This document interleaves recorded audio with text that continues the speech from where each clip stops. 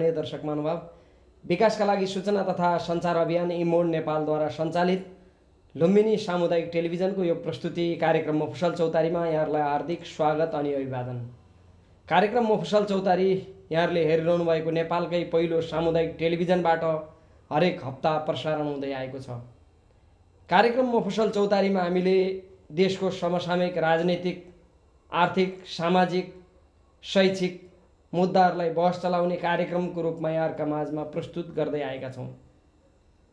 त आदरणीय दर्शक महानुभाव, आजको कार्यक्रममा हामी केही फरक विषयवस्तु, समाज र मानव सेवाका विषयवस्तुलाई थोरै कोट्याउने प्रयास गरेका छौँ। त दर्शक महानुभाव, आजको कार्यक्रममा हामीले यो विषयवस्तुलाई कोट्याउनका लागि केही बुझ्ने प्रयासका स्वरूप आचार्य श्री ओशो मैत्रीयलाई हाम्रो कार्यक्रममा निम्त्याएका छौँ। आउनुहोस् उहाँलाई स्वागत गरौँ।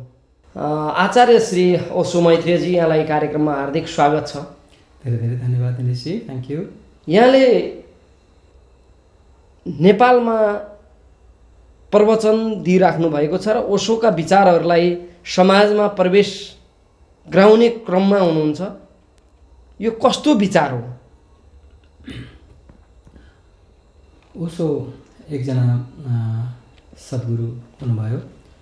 उहाँले जसरी गौतम बुद्धले एउटा धर्मको चक्रलाई प्रवर्तन गर्नको लागि एउटा नयाँ अभियान सुरु गर्नुभएको थियो, त्यस्तै खालको अर्को अभियान उहाँले सुरु गर्नुभएको छ। हामीलाई ध्यान ज्ञान सिकाउनको लागि उहाँले आफ्नो जीवनकालमा थुप्रै समय लगाउनु भयो। अहिले त आफ्नो लागि साधना गर्नको लागि समय खर्चिनु भयो। 21 वर्षको उमेरमा जब उहाँ सम्बुद्ध हुनुभयो, त्यस पछाडि उहाँले चाहिँ नि हाम्रो लागिमा हामीलाई जुन ठाउँमा हामी छौँ, जीवनको जुन धरातलमा हामी छौँ, त्यहाँबाट माथि उठाउनको लागि सन्देश दिन सुरु गर्नुभयो। उहाँको जन्म 1931 मा भएको थियो। 1990 मा उहाँले शरीर छोडेर जानुभयो र करिब 60को दशकको अन्त्यतिर आएर उहाँले एउटा ठुलो अभियान चलाउनुभयो विश्वमा। त्यो ध्यानको अभियान थियो र उहाँको अभियानलाई नै निरन्तरता दिनको लागि एउटा ओशोधारा नाम गरेको सङ्घको स्थापना भएको छ। 2000 सालदेखि लिएर अहिले अब यो करिब 11 वर्षमा रनिङ भइरहेको छ। ओशोको जुन एउटा सन्देश थियो, त्यो सन्देशलाई जनमानसमा फैलाउनको लागि ओशोधाराको स्थापना भयो र म ओशोधाराको आचार्यको हैसियतले म देशमा, भारतमा, विदेशमा थुप्रै ठाउँमा गएर म कार्यक्रम दिन्छु। यहाँहरूले ओशोलाई पछिल्लो समयमा हजुर गौतम बुद्धको विकल्पको रूपमा प्रस्तुत गर्न खोज्दै हुनुहुन्छ। बिल्कुलै गौतम बुद्धको विकल्पको रूपमा हामीले प्रस्तुत गरेनौँ भनेदेखि एउटा ठुलो दुर्घटना हुन्छ। गौतम बुद्धले हामीलाई ध्यानको माध्यमबाट, ज्ञानको माध्यमबाट जुन शिखरमा उहाँ पुग्नु भएको थियो, जसलाई बुद्धत्व भन्न सकिन्छ, निर्वाण भन्न सकिन्छ, त्यहाँ पुर्याउन उहाँले चाहनु भएको हो र बिल्कुल त्यही अभियानलाई लिएर ओशो 2500 वर्ष पछाडि आउनुभयो। यस्तो हुँदो रहेछ दिनेशजी कि प्रत्येक 2500 वर्षमा एउटा नयाँ प्रकारको युग सुरु हुँदो रहेछ। अध्यात्मको हिसाबले भन्नुपर्दाखेरि अब अहिले यो युगमा ओशो आउनुभयो, 2500 वर्ष पहिले गौतम बुद्ध आउनुभयो, 5000 वर्ष पहिले कृष्ण आउनुभयो। त्यसै गरी हामीले इतिहासलाई खोतल्दै गयौँ भनेदेखि प्रत्येक 2500 वर्षमा एउटा महापुरुषको आगमन हुँदो रहेछ। जसरी गौतम बुद्धले एउटा अभियान छेड्नुभयो ध्यानको, शान्तिको, ज्ञानको, बिल्कुलै अझ त्योभन्दा पनि समय सापेक्षित रूपमा अहिलेको मनुष्यलाई काम लाग्ने गरिकन अभियान छेड्ने व्यक्तिको नाम ओशो हो। यदि हामीले गौतम बुद्धलाई जसरी महिमामण्डित गरेका थियौँ, जसरी गौतम बुद्धले हामीमाथि कल्याण गर्नुभएको थियो, त्यही तरिकाबाट हामीले ओशोलाई लिएनौँ भनेदेखि ठुलो दुर्घटना हुन्छ। मानवको अगाडि खास अरू विकल्प छैन। यदि साँच्चै नै मानव चाहिँ नि दानवतातिर नजाने र मानवभन्दा माथि उठेर महामानव बन्ने हो भनेदेखि ओशो नै अहिलेको लागि उपयोगी सद्गुरु हुनुहुन्छ। र ओशोधारा, त्यो ओशोको जुन विचारधारा हो, ओशोको जुन सन्देश हो, त्यसलाई फैलाउनको लागि स्थापित भएको एउटा संस्था हो, सङ्घ हो। यहाँहरूले यो विकल्प प्रस्तुत गर्ने सन्दर्भमा सफल हुनुहुन्छ भन्ने लाग्छ? एब्सोल्युटली, बिल्कुल सफल। यसका आधारहरू के हो? यसका आधारहरू हुन्। म बाहिरको धेरै कुरा गर्दिनँ। बाहिर अब ओशोको जगतमा विश्वभरि ओशोका साधक साधिकाहरू फैलिनु भएको छ। जस्तो म पनि व्यक्तिगत रूपमा 80 भन्दा बढी देशमा घुमेको छु र करिब विश्वका सबै देशहरूमा ओशोका सन्यासहरू छन् र हजारौँ ठाउँमा ध्यान केन्द्रहरू छन् जहाँ बसेर साधकहरूले आफ्नो ध्यान साधना गर्दछन्। अब म केवल मेरो जुन ओशोधारा हो, हाम्रो ओशोधारा हो, त्यसको बारेमा म चर्चा गर्न चाहन्छु। 1979मा आएर बिस्तारै बिस्तारै वामे सार्न सुरु गरेको यो अभियान 2000 सालमा आएर एउटा मूर्त रूप लिन पुग्यो र यो जुन 10 वर्षको एउटा समय हो, यो 10 वर्षको समयमा तपाईँको ओशोधाराले 4वटा ठुला ठुला धामहरू, जस्तो चाहिँ नि गौतम बुद्धको परम्परामा पनि 4वटा धामहरू छन्, जस्तो कि लुम्बिनी एउटा धाम हो हैन, कुशीनगर अर्को धाम भयो हैन। ती धामहरू त अब 2500 वर्ष पहिलेका इतिहासका कुराहरू भयो, त्यहाँ गएर माथा टेक्ने भन्दा अब हामीसँग अरू कुनै विकल्प छैन। त्यहाँ के आचार्यहरू बसेका छन्, के ध्यान सिकाउँछन्, त्यो अलग्गै कुरा हो। तर ओशोधारा, ओशोको जीवन्त धारामा 4वटा धामहरू छन्।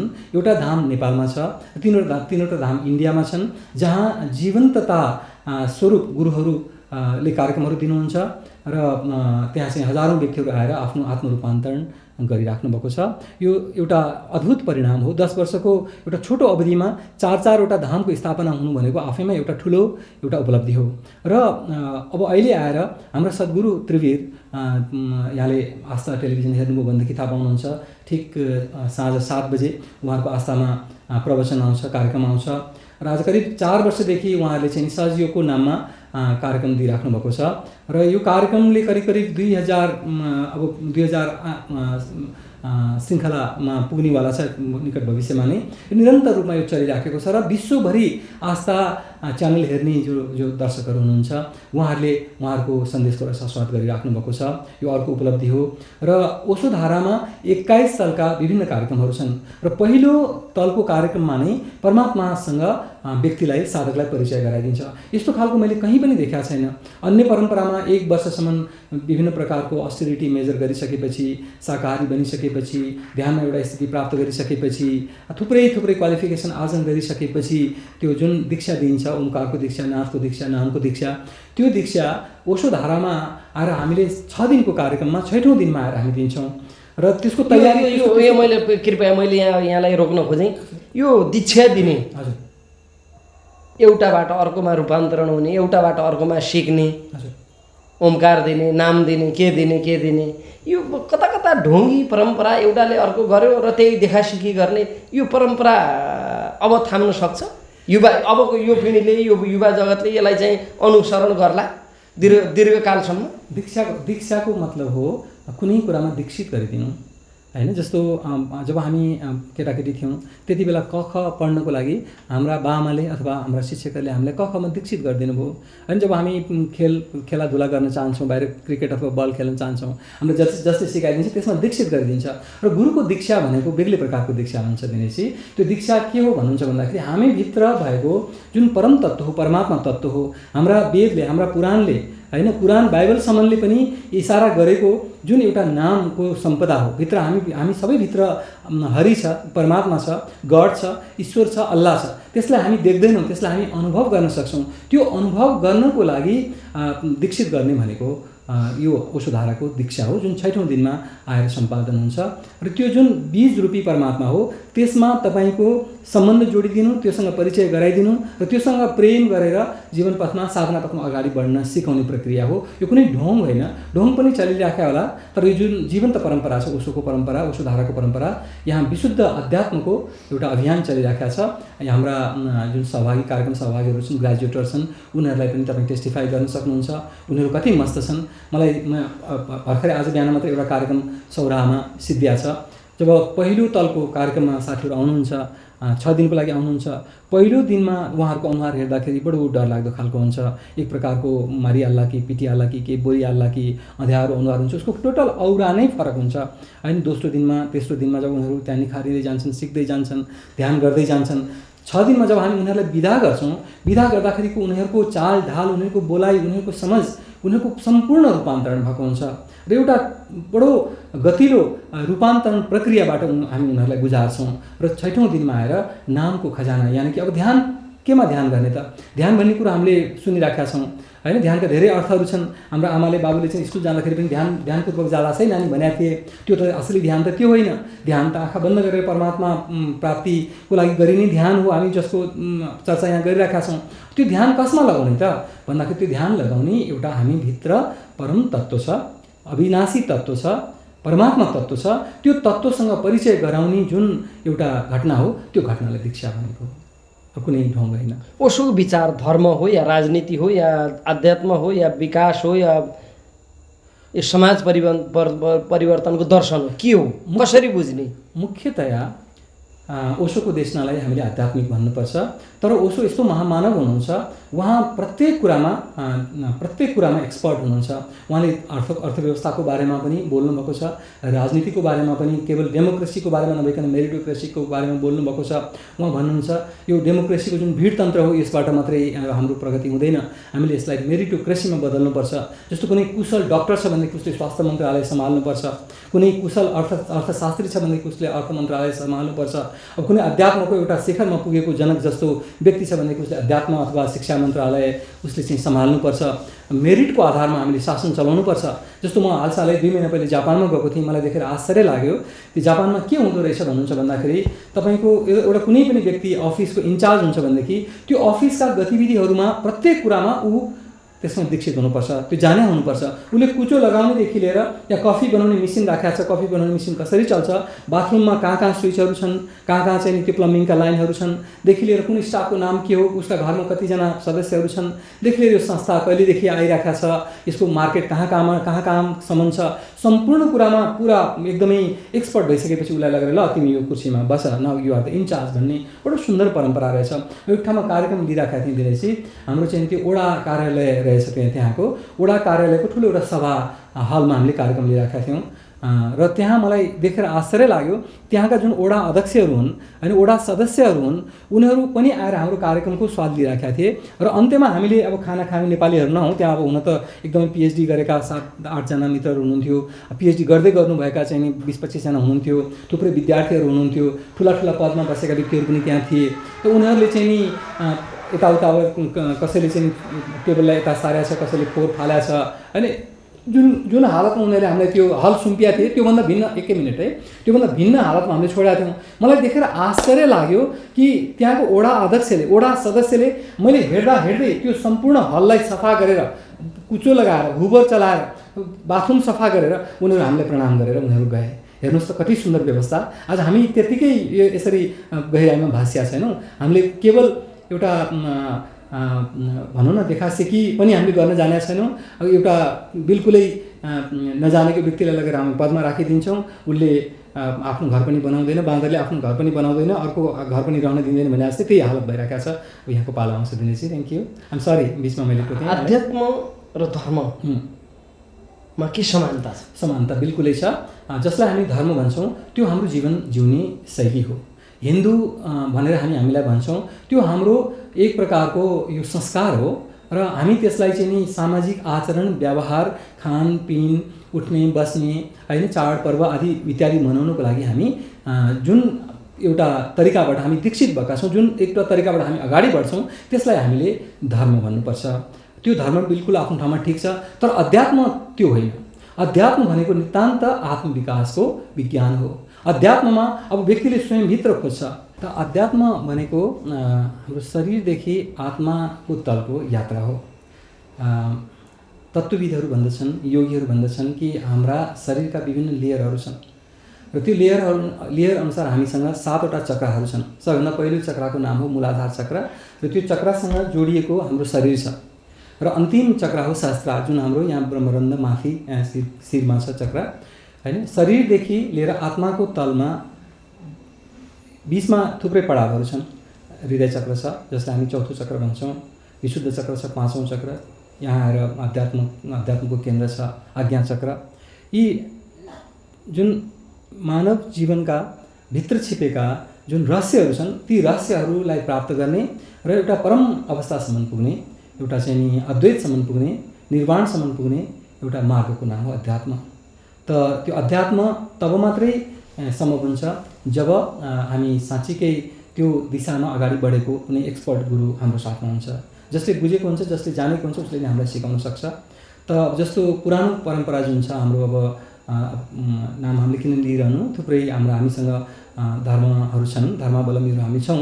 अब त्यहाँ यो अध्यात्मको विज्ञान कतिसम्म छ भन्ने कुरो आफ्नो ठाउँमा छ। र मैले देखेअनुसार त्यहाँ केवल धार्मिक आचरण व्यवहारहरू छन्, केवल त्यहाँ चाहिँ नि कसरी उठबस गर्ने, तिहार कसरी मनाउने, दसैँ कसरी मनाउने, ईद कसरी मनाउने, होइन, अब कुनै समारोहहरू कसरी मनाउने भन्ने ती व्यवहारहरू मात्रै छन्, तर अध्यात्मको यात्रा त्यसमा कम हुन्छ। अब अहिले ओशो एउटा महापुरुष हुनुभयो, जसरी गौतम बुद्ध हुनुभयो, र उहाँले अध्यात्मको विज्ञान छोडेर जानुभएको छ। ओशोले 650वटा पुस्तकको माध्यमबाट हामीलाई सन्देश दिनुभएको छ, र हजारौँ ध्यानका विधिहरू छन् उहाँका, र विशेष गरेर 112 विधिहरू जुन भगवान् शिवले पार्वतीको माध्यमबाट मानवलाई दिनुभएको थियो, ती विधिहरू पनि उहाँले छरपष्ट पारिदिनु भएको छ। र ती विधिहरूलाई प्रयोग गर्दै, ओशोले सिकाउनु भएको विधिहरूलाई प्रयोग गर्दै, र अब अहिले नवीन जुन ओशो धारा, यसको मतलब ओशो धारा हिन्दू धर्मको हजुर एउटा रूपान्तरण र एउटा बाटो, एउटा पाटोको रूपमा अगाडि बढिरहेछ। अध्यात्ममा कुनै धर्म हुँदैन, अध्यात्म भनेको विशुद्ध विज्ञान हो। जब गौतम बुद्ध यो धरतीमा हुनुहुन्थ्यो, उहाँको साथमा बुद्ध धर्म थिएन, याद गर्नु होला, उहाँसँग अध्यात्म थियो। जब कृष्ण हुनुहुन्थ्यो त्यति बेला कृष्णको साथमा हिन्दू धर्म थिएन, त्यहाँ विशुद्ध अध्यात्म थियो। शिवको साथमा पनि अध्यात्म थियो। ओशो कुनै पनि धर्मको चाहिँ नि विशुद्ध प्रवक्ता अथवा ध्वजावाहक होइन, ओशो अध्यात्मको ध्वजावाहक हो। सिधै परमात्माको सन्देश हामीसम्म पुर्याउने एउटा महापुरुष हो, बुद्ध पुरुष हो। त अब मैले कस्तो देखाएको छु भन्नुहुन्छ भन्दाखेरि, ओशोको साथमा हिन्दू धर्म पनि पुनर्जीवित भएको छ, बुद्ध धर्म पनि पुनर्जीवित भएको छ। सबै विगतका जति पनि यी मजहबहरू थिए, धर्महरू थिए, परम्पराहरू थिए, यी सबै फेरि जीवित भएका छन्, किनकि सबैको सार भनेको नै अध्यात्म हो। अध्यात्म भनेको नै ध्यान हो, र शरीरको तलदेखि लिएर आत्माको परमात्माको तलसम्मको यात्रा जबसम्म हुन सक्दैन त्यहाँ अध्यात्म हुन सक्दैन। गर्ने त सबैले त्यही नै हो। बुद्धले दिन खोज्नु भएको पनि त्यही नै थियो, शिवले दिन खोज्नु भएको पनि त्यही नै थियो। र केवल हिन्दू धर्मलाई मात्रै टेवा पुर्याउनुको लागि, त्यसको मात्रै ध्वजावाहन गर्नुको लागि ओशो आउनुभएको होइन। हिन्दू धर्मभित्र छिपेको जुन ओमकार हो, रहस्य हो, होइन, त्यो जुन सारवस्तु हो, जसलाई राम भन्छौँ नि, गीत गाउँदाखेरि पनि रोम रोममै रम्नेवाला राम भन्छौँ, होइन। आज मैले राम देखेँ उनै श्याम, होइन, रूप दुवैको एउटै रहेछ, फरक रहेछ नाम भन्छौँ नि। नाम त अनेक छन् उसका, कसैले कृष्ण भन्छ, कसैले राम भन्छ, कसैले अल्लाह भन्छ, कसैले ईश्वर भन्छ, होइन, कसैले गड भन्छ, होइन, तर एउटै छ तत्त्व। त्यो तत्त्व हिन्दूको तत्त्व पनि त्यही नै हो, मुसलमानको तत्त्व पनि त्यही नै हो, बौद्धको तत्त्व पनि त्यही नै हो। त्यो तत्त्वलाई जनाइदिने व्यक्तिको नाम हो सद्गुरु, र त्यो हो अध्यात्मको खेल, होइन। त्योभन्दा बाहिर जुन अब दसैँ चाड मान्ने, तिहार मान्ने, तिथि श्राद्ध गर्ने, अब कर्मकाण्ड गर्ने, यी कुराहरू हाम्रा रीतिरिवाजहरू हुन्। यहाँ धर्म कम छ, यहाँ चाहिँ नि अध्यात्म कम छ, यहाँ हाम्रा चाहिँ जुन दिनचर्याहरू धेरै छन्। यसको मतलब पछिल्लो समयमा युवा पिँढीलाई समेट्ने प्रयास ओशो धाराबाट, विशेष गरेर यहाँहरूले प्रवचन मार्फत युवा पिँढीहरूलाई समेट्न खोज्नु भएको छ, यसको उद्देश्य के हो? यसमा दिनेशजी, हामी प्रवचन दिँदैनौँ, हामी युवा पिँढी भन्नुहोस् अथवा चाहिँ कुनै पनि हाम्रो जुन साधक हामीसँग आउँछ, हामीसम्म पुग्छ, उसँग हामी अन्तर्क्रिया गर्छौँ, हामी इन्टरेक्सन गर्छौँ। जस्तो हाम्रो ओशो धाराको पहिलो कार्यक्रमको नाम हो आनन्द प्रज्ञा। त्यो आनन्द प्रज्ञा कार्यक्रमको एउटा सत्र 1.5 घन्टासम्म चल्छ। प्रत्येक सत्र 1.5 घन्टाका हुन्छन्, र त्यो 1.5 घन्टामा हाम्रो अगाडि करिब 50 देखि लिएर 100 जना साधक साधिकाहरू, जुन यात्रामा अगाडि बढ्न चाहने व्यक्तिहरू हुनुहुन्छ, उहाँहरूसँग हामी अन्तर्क्रिया गर्छौँ। यो जुन मोनोलग मैले टेलिभिजनमा बोलेँ अथवा कुनै ठुलो समारोहमा गएर चाहिँ कुनै अब कृष्णलाई महिमा मण्डित गरेर मैले बोलेँ अथवा कुनै चाहिँ कथा भने त्यसबाट खास रूपान्तरण हाम्रो हुँदैन। हामीले केही कुरो बुझेको जस्तो हुन्छ, हामी धार्मिक भएको आभास हामीलाई हुन्छ, त्यो झुटो धर्म हुन्छ।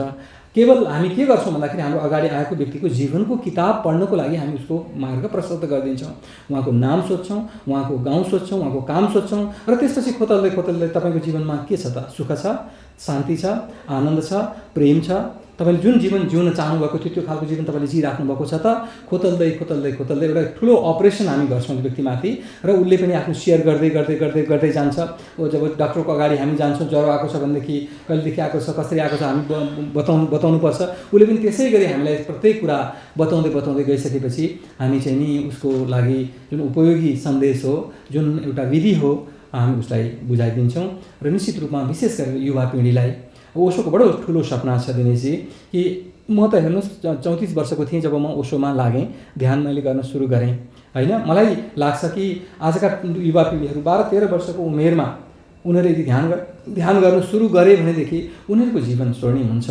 उनीहरूले विवाह गर्नुभन्दा पहिले, दुकान खोल्नुभन्दा पहिले, विश्वविद्यालयमा पढ्न जानुभन्दा पहिले, संसारमा दीक्षित हुनुभन्दा पहिले उनीहरूले ध्यान सिके भनेदेखि उनीहरूको जीवन सामान्य रहँदैन। यो देशमा साँच्चै नै शान्ति विकासको लहर, साँच्चै नै हामीले नेपाललाई नयाँ नेपाल बनाउन चाहने भनेदेखि हाम्रा केटाकेटीहरूलाई हामीले ध्यान सिकाउनुपर्छ र हाम्रा जुन नयाँ नेपाल बनाउँछु भनेर लागेका हाम्रा नेतागणहरू हुनुहुन्छ उनीहरूलाई हामीले ध्यान सिकाउनुपर्छ। उनीहरूको अन्धाधुन्ध बेहोसीमा के बोलेका छन्, के खाएका छन्, के लगाएका छन्, कहाँ हिँडेका छन्, गर्न हुने गरेका छन् कि गर्न नहुने गरेका छन् बिल्कुलै थाहा छैन। अन्धे अन्धा ठेलिया दोनों कुको पढन्त सन्त कबीर भन्नुहुन्छ। अन्धाले अन्धोलाई बाटो देखायो भने के हुन्छ? खाडलमा खस्छन् दुवैजना, अथवा अहिलेको भाषामा भन्यो भनेदेखि ट्राफिक भित्र बिच सडकमा जान्छन्, गाडी आएर ट्रक आएर उनीहरूलाई दुवैलाई खतम पारिदिन्छ। यो सबै अन्धालाई बाटो देखाउने काम भएको छ। साँच्चै नै हामीले यदि नेपाललाई सुन्दर बनाउन चाहने, यो सुन्दर नेपाल, हाम्रो नेपाल, राम्रो नेपाल, शान्ति क्षेत्र नेपाल अथवा चाहिँ नि नयाँ नेपाल, आजको भाषामा नयाँ नेपाल बनाउन चाहने भनेदेखि हामी प्रत्येक नेपालीले ध्यान जान्नु जरुरी छ। पहिले हामी शान्त बनाउँ न। Let us begin the journey from our self. म शान्त भएँ त मैले मेरो श्रीमतीलाई शान्त गर्न सक्छु। हामी दुईजना शान्त भयौँ त हाम्रो केटाकेटी शान्त हुन सक्छन्। हाम्रो परिवार शान्त भयो त हाम्रो गाउँ शान्त हुन सक्छ। आज म अशान्त छु, मैले कति बेला खाने, कति बेला लगाउने, कहाँ जाने, के बोल्ने मलाई थाहा छैन, म अरूलाई कसरी शान्त बनाउन सक्छु? यो आचार्यजी, विशेष गरेर ओशो रजनीशलाई र उहाँका विचारहरू, उहाँका धाराहरूबाट एउटा काम र वासनाको गुरुको रूपमा पनि व्याख्या गर्ने गरिन्छ। यहाँले कसरी यो समाजलाई परिभाषित गर्नुहुन्छ?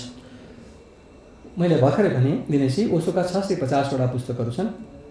म पोहोर सालमा ल्याटिन अमेरिका गएको थिएँ, पेरू गएको थिएँ, त्यहाँ वरिपरिका केही देशहरू म घुमेको थिएँ। आज हेर्नुहोस्, जसरी हाम्रो यहाँ भैरवा अथवा कुनै पनि सहरमा बीच बजारमा उपन्यास अथवा चाहिँ नि धर्मका ग्रन्थहरू बेचिन्छन्, ओशोका पुस्तकहरू त्यसरी स्पेनिस भाषामा, फ्रेन्च भाषामा, जापानिज भाषामा, चाइनिज भाषामा, इटालियन भाषामा, अनेकौँ भाषामा, 100भन्दा बढी भाषामा आज प्रकाशित भएर 650भन्दा बढी पुस्तकहरू विश्वभरि छरपष्ट छन्, होइन? आज मानिसले एउटा किताबको नाम लिन्छ जसको नाम हो सम्भोग से समाधि, from sex to super consciousness. र त्यो ओशोको मौलिक देशना होइन, ख्याल गर्नुहोला। भगवान शिवले आजभन्दा करिब 7,500 वर्ष पहिले दिएको एउटा विज्ञान, जुन तन्त्रको सूत्र हो, त्यो तन्त्रको विज्ञान हो। किनकि हाम्रो जुन सृजना भएको छ यो सारा अस्तित्व सृजनशील छ। यहाँ हेर्नुहोस्, हामीले फुल राखेका छौँ, हाम्रा केटाकेटीहरू खेल्छन् बगैँचामा, होइन? अब यहाँ चराचुरुङ्गी, जनावरहरू, पेड पौधा, किरा फट्याङ्ग्रा, यो सबैको स्रोत के हो त? कहाँबाट यिनीहरूको जन्म हुन्छ? जीवनको स्रोत के हो? जीवनको स्रोत हो सेक्स इनर्जी। त्यसको रूपान्तरणको विज्ञान उहाँले बताउनु भएको हो। जबसम्म व्यक्ति कामुक रहन्छ तबसम्म ऊ राममा पुग्न सक्दैन। उहाँले सम्भोगमा तिमी लीन हो, तिमी त्यसमा डुब, परमात्मा प्राप्त गर्छौ भने होइन। सम्भोग से समाधि, तुम अभी संभोग में हो, वहाँ से तुम समाधि में चले जाओ भने हो। कुरै बुझ्दैन मान्छेले, एउटा किताबको एउटा पाना पनि पढाएको छैन। त मैले त त्यसरी बुझाएको छैन। मैले त्यसलाई मेरो मार्ग तन्त्रको मार्ग पनि होइन, म अन्य मार्गबाट अब अहिले फिलहाल आएर सहजयोगको ओमकारको मार्गबाट साधना गराइराखेका छु। यो आम मान्छेको लागि हुँदा पनि होइन। अब त्यो एउटा विज्ञान, अब ओशो महापुरुष हुनुहुन्छ, 650वटा पुस्तकहरू क्रिएसन गर्ने सिलसिलामा उहाँले आएर एउटा प्रवचन श्रृङ्खला उहाँले सम्भोग से समाधिको दिनुभयो, होइन? त्यसलाई हामीले ठुलो इस्यु बनाइरहेका छौँ। र उहाँको गीता दर्शन खोइ, उहाँको महागीता, अष्टावक्र जनक संवाद खोइ, उहाँको ताओ उपनिषद खोइ, उहाँको शिवसूत्र खोइ, उहाँको भगवान जिससमाथि दिनुभएको प्रवचनका 20वटा भन्दा बढी पुस्तकहरूको महिमा खोइ। आज मध्ययुगका जति पनि सन्तहरू भए, सन्त कबीर, गुरु नानक, अनि गुरु नानकको एक ओंकार सतनामको चर्चा खोइ। आज एउटै किताब यो जगतमा गुरु नानकले जुन एक ओंकार सतनाम कर्ता पुरुष भनेर जुन सन्देश दिनुभएको थियो समाधिबाट बाहिर आएर, त्यो जुन सूत्रलाई उहाँले व्याख्या गर्नुभएको पुस्तकको नाम हो एक ओंकार सतनाम। त्यही एउटा किताबलाई मात्रै पनि हामीले लिने हो भनेदेखि म त भन्छु दिनेशजी, ओशोलाई 1 होइन 1000 हामीले नोबेल प्राइज दियौँ भने पनि कम हुन्छ। एउटा ओशोले आविष्कार गर्नुभएको सक्रिय ध्यान, ओशोले आविष्कार गर्नुभएको कुण्डलिनी ध्यानलाई मात्रै पनि हामी लगेर त्यसलाई चाहिँ हजारौँ व्यक्तिमाथि प्रयोग गरेर उनीहरूमा भएको रूपान्तरणलाई हेरेर हामी उहाँलाई एक नभइकन अनेकौँ नोबेल प्राइज दिन सक्छौँ। मानिसले कहिले पनि बुद्ध पुरुषहरूको महत्त्व बुझ्न सक्दैन। जिससलाई मानिसले फाँसी लगाएको थियो, गौतम बुद्धको पछाडि बहुला हात्ती, बहुला कुकुर लगाइदिएको थियो। त्यसै गरी मन्सुरको हालत के भएको थियो, सुकरातको हालत के भएको थियो, सबैलाई थाहा छ। अब अहिले ओशो गइसक्नु भएको छ, धेरैले पूजा गर्न सक्छन्, तर ओशो जब जीवित हुनुहुन्थ्यो उहाँले पनि विष खानु परेको थियो, उहाँले पनि थुप्रै कष्टहरू भोग्नु परेको थियो। त संसार यस्तै छ, सबैले त्यस्तै खालको चाहिँ नि कुरामा रस छ। कान लाग्यो भनेर चाहिँ कसैले भनिदियो भनेदेखि हामी कान छाम्दैनौँ, कौवातिर हामी दौडिन्छौँ। त्यही नेपालको सन्दर्भमा 50 को दशकतिर केही माथि थियो ओशोका विचारहरू र बिचमा केही तल झर्नुपर्यो र अहिले फेरि उठाउने प्रयास। किन यस्तो असन्तुलन? होइन, त्यस्तो छैन दिनेशजी। यो जुन एउटा प्रक्रिया चलिरहेका छ, ओशोधारा र ओशोधारा बाहिरका जति पनि हामी भक्तहरू छौँ, ओशोका सन्यासीहरू छौँ, हामीले आफ्नो तर्फबाट भरमग्दुर आफूले बुझेअनुसारको हामीले सन्देश दिइरहेका छौँ। मैले 10 वर्षको ओशोधाराको इतिहास तपाईँलाई बताएँ।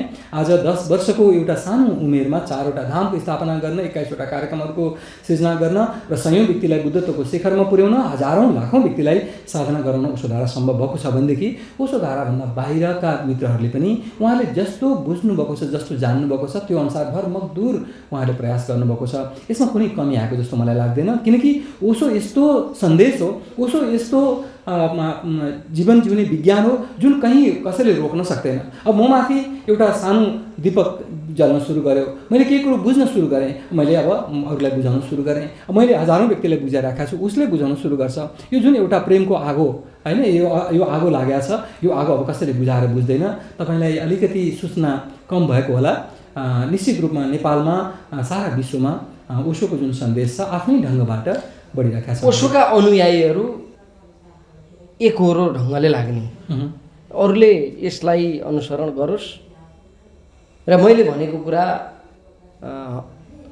100% सत्य हो भन्ने ढङ्गले बुझाउन खोज्ने खालका हुन्छन् हजुर भन्ने आरोप पनि छ यहाँहरूप्रति। हो, बिल्कुल त्यो एउटा मजबुरी हो दिनेशजी। किनकि हेर्नुहोस्, अब जस्तो कुनै पनि अब धर्मावलम्बीहरू भनौँ न, जस्तो अब सिखइजम छ, जुन सिख धर्म छ करिब 500 वर्ष पुरानो छ, इस्लाम छ करिब 1300 वर्ष पुरानो छ होइन, इसाई परम्परा छ 2100 वर्ष पुरानो छ, बुद्ध परम्परा छ 2500 वर्ष पुरानो छ, हिन्दू परम्परा छ हजारौँ वर्ष पुरानो छ। ठिक छ, अब हेर्नुहोस् त, पुरानो कुरालाई जुन व्यक्तिले लासको रूपमा ढोएर हिँडिराखेको छ, बोकेर हिँडिराखेको छ, केवल कर्मकाण्डमा मात्रै एउटा दुईटा उल्झनमा मात्रै उल्झिया छ, त्यो मान्छेलाई भन्नुपर्दाखेरि अलिकति कडाइसँग भन्नुपर्ने हुन्छ। किनकि ओशोका जगतका मित्रहरूलाई थाहा छ कि के सही हो, के गलत हो होइन। अब यहाँ जीवन्त गुरुले के दिन सक्छ भन्ने कुरो उहाँले बुझ्नुभएको छ। कतिपय व्यक्ति अब धेरै पहिले नै शरीर छोडेर विदा भइसक्नु भएको भागवत जुन तत्त्व हो त्यसमा बिलाउनु भएको गुरुहरूको उहाँहरूलाई महिमा मण्डित गरेर आध्यात्मको यात्रा गरेको ढोङ गर्नुहुन्छ। त्यसरी अध्यात्म हुँदैन। अध्यात्मको लागि जीवन्त परम्परा चाहिन्छ, जीवित गुरु चाहिन्छ। ओशो जब जीवित हुनुहुन्थ्यो त्यो परम्परा जीवित थियो। अब ओशोमा लागेका जुन एउटा ज्ञान प्राप्त गरेका, बुद्धत्व प्राप्त गरेका व्यक्तिहरूले मात्रै अब त्यो परम्परालाई अगाडि बढाउँछन्। जस्तो अब ओशो हाम्रो लागि परम गुरु बनिसक्नु भएको छ। तपाईँले सुन्नुभएको होला, नानकको परम्परामा 10वटा गुरुहरू भए होइन। पहिलो गुरु नानक स्वयं हुनुभयो, दोस्रो गुरु अंगद देवजी हुनुभयो, त्यसै गरी अन्त्यमा आएर गुरु गोविन्द सिंह हुनुभयो। त्यसै गरी अब ओशोको परम्परामा पनि यदि साँच्चै नै हामी अध्यात्मको विज्ञान, ओशोको जुन सन्देश हो त्यसलाई अध्यात्मको सन्देश मानेर हामी जगतमा पुर्याउन चाहन्छौँ भनेदेखि हामीले जीवन्त परम्परालाई सुरु गर्नुपर्छ। त्यही कुरालाई मध्यनजर राखेर ओशो धाराको स्थापना भएको। हामीसँग 3 जना सद्गुरुहरू हुनुहुन्छ र उहाँहरूले के कल्पना गर्नुभएको छ भन्दाखेरि यो जुन परम्परा हो, 3 जना गुरुको जुन इन्स्टिट्युसन हो, त्यो इन्स्टिट्युसन कमसेकम 10,000 वर्षसम्म चलिरहन्छ। एकपछि अर्को, अर्कोपछि अर्को गर्दै गर्दै यो परम्परा अगाडि बढिरहनेछ। ओशो विचारधाराले समाजलाई दिन खोजेको विचार के हो? समाजलाई दिन खोजेको, हेर्नुहोस्, हाम्रो जीवनमा खोज चलिरहेको छ। हामी केही खोजिरहेका छौँ होइन। अब तपाईँको जुन कम्पनीले टेलिभिजनको प्रसारण सुरु गरेको छ त्यसको उद्देश्य छ केही विकास कार्यक्रमहरूमा टेवा पुर्याउने, देशलाई समृद्ध बनाउने र आफ्नो परिवारलाई समृद्ध बनाउने, आफू समृद्ध बन्ने र एउटा जीवनको यस्तो अनुभूतिमा पुग्ने जुन अनुभूतिमा मस्ती पनि होस्, तृप्ति पनि होस्। मान्छेले किन धन कमाउँछ? तृप्तिको लागि, मस्तीको लागि होइन। मान्छे किन पिएचडी गर्छ, किन देश विदेश जान्छ? उसले जीवनलाई समृद्ध गर्नको लागि। अब हामी एकै शब्दमा सबै कुरालाई समेटेर हामी भन्न चाहने हो भनेदेखि हामी सबै आनन्द प्राप्त गर्न चाहन्छौँ। तपाईँ आनन्दित हुन चाहनुहुन्छ, तपाईँको घरमा भएको कुनै पनि सदस्य ऊ पनि आनन्दित हुन चाहन्छ। हामी टेलिभिजन हेर्छौँ, गाउँछौँ, घुम्न जान्छौँ, दार्जिलिङ काश्मीर जान्छौँ, किन? आनन्दित हुनको लागि। हामी सबैभित्र एउटा अभिप्सा छ, आनन्दित हुने अभिप्सा होइन। अब त्यो आनन्दित बनाउनु, मानिसलाई आनन्दित बनाउनु, जुन खाडलमा, जुन विक्षिप्ततामा, जुन परेशानीमा, जुन काममा, जुन क्रोधमा, जुन मोह ईर्षा द्वेषमा मानिस छ, त्यसलाई त्यहाँबाट माथि उठाएर आनन्दको एउटा परम अवस्थामा पुर्याइदिनु ओशोको मुख्य उद्देश्य हो। र त्यही नै हाम्रो पीडा हो। हामी जगतमा मानिस मुद्दा मामिला झै झगडा तनाव डिभोर्स कुटाकुट मारामार होइन विभिन्न प्रकारका युद्धहरू देखेर हामी त्रस्त भइसकेका छौँ। हामीलाई कमसेकम 1-2 भित्र मात्रै पनि यो आनन्दको किरण हामीले प्रवेश गराइदिन सक्यौँ, उनीहरूलाई त्यो बुझाइदिन सक्यौँ, त्यो अनुभव गराइदिन सक्यौँ भनेदेखि हाम्रो बिल्कुलै जीवन सफल भएको हामीले मान्नेछौँ। त हाम्रो मुख्य उद्देश्य ओशोको मुख्य उद्देश्य कुनै पनि सद्गुरुको कुनै पनि बुद्ध पुरुषको उद्देश्य नै भावी मनुष्यलाई अथवा उसको सामनेमा भएको मनुष्यलाई आनन्दित बनाउनु हो र यही नै मुख्य सन्देश हो। त्यसको लागि विभिन्न डिभाइसहरू छन्। हामीलाई आनन्दित बनाउनुको लागि हाम्रा ओशोले 650वटा किताब बोल्नुभएको छ। सयौँ हजारौँ ध्यानका कलाहरू बताइदिनु भएको छ। आज ओशो धाराको स्थापना भएको छ। हामीलाई आनन्दित बनाउनुको लागि 3 जना गुरुहरू हुनुहुन्छ। आज ओशो धारा सङ्घ छ। यो 4वटा धामको कुरा मैले गरेँ। 4वटा धाम के को लागि? हामीलाई आनन्दित बनाउनुको लागि। म यहाँ किन आएको छु? यहाँ आएर म आनन्दित भएको छु र निश्चित रूपमा मेरो आगमनले गर्दाखेरि हाम्रा थुप्रै सयौँ सत्सङ्गीहरू आनन्दित हुनुभएको छ।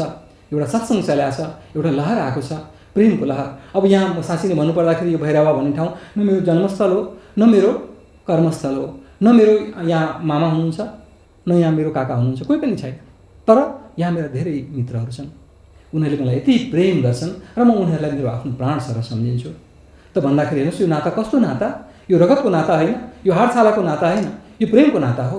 यो परमात्मासँग सिधै हामी एउटै दिशामा हामी गइरहेका छौँ। उनीहरू पनि आनन्दित भएर मस्त भएर जीवन जिउन चाहन्छन्। म पनि त्यही मार्गमा अगाडि बढेको छु, धेरै कुरो प्राप्त गरेको छु। र यो एउटा हाम्रो जुन एउटा कमन फ्याक्टर छ नि, हामी सबै आनन्दित हुन चाहन्छौँ, आनन्दित गराउन चाहन्छौँ। त्यही उद्देश्यले गर्दाखेरि हामी अगाडि बढाएको हो। र निश्चित रूपमा अहिले जुन प्रकारको यो अभियान नेपालमा चलाएको छ, हामीले चलाउन कोसिस गरेका छौँ।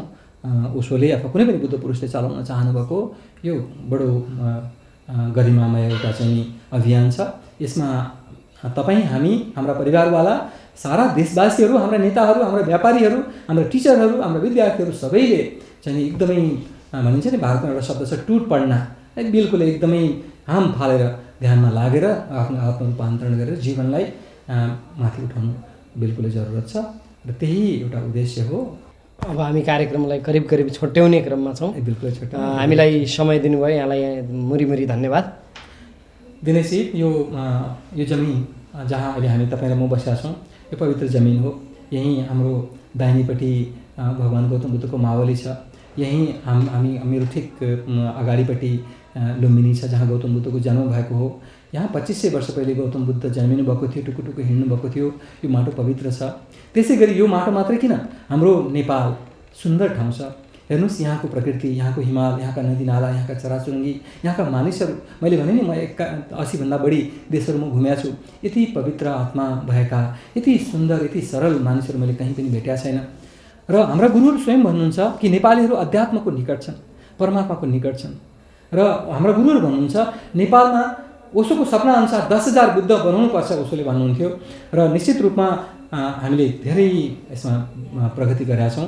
र ओशो सद्गुरु त्रिवीर भन्नुहुन्छ कमसेकम 5,000 बुद्धहरू नेपालबाट चाहिन्छ भन्नुहुन्छ। त यदि हामी साँच्चै नै प्रज्ञावान छौँ, विवेकशील छौँ र हामी भाग्यमानी छौँ भनेदेखि हामीले ध्यान गर्नु छ ओशो जस्ता महापुरुष अथवा ओशो धारा जस्तो सङ्घमा लागेर हामीले चाहिँ आफ्नो आत्मरूपान्तरण गर्नु छ। बिचमा केही कुरो मन परेन, गलत ठाउँमा पुगेछु जस्तो लाग्यो भनेदेखि त्यहीँबाट आफ्नो गुन्टा कसेर भागे भइहाल्यो। हेर्नुहोस्, म अब 15-20 वर्षदेखि म यसमा निरन्तर प्राण लगाएर, तन मन धन लगाएर हिँडेको छु। मैले त केही गल्ती देखाएको छैन। मेरो आत्मरूपान्तरण भइरहेको छ, मेरो घर संसार आरामसँग चलिरहेको छ। त यो जुन एउटा अभियान हो, अद्भुत अभियान छ। मेरो मित्रहरूलाई, यो दर्शक वृन्दहरू हुनुहुन्छ अहिले टेलिभिजन हेरिरहनु भएको, उहाँहरू सबैलाई मेरो धेरै धेरै प्रेम छ, धेरै धेरै आशिष छ। र ध्यान ओशो धारामा नआउनुहोस्, म आउनुहोस् भन्दिनँ, ठिक छ।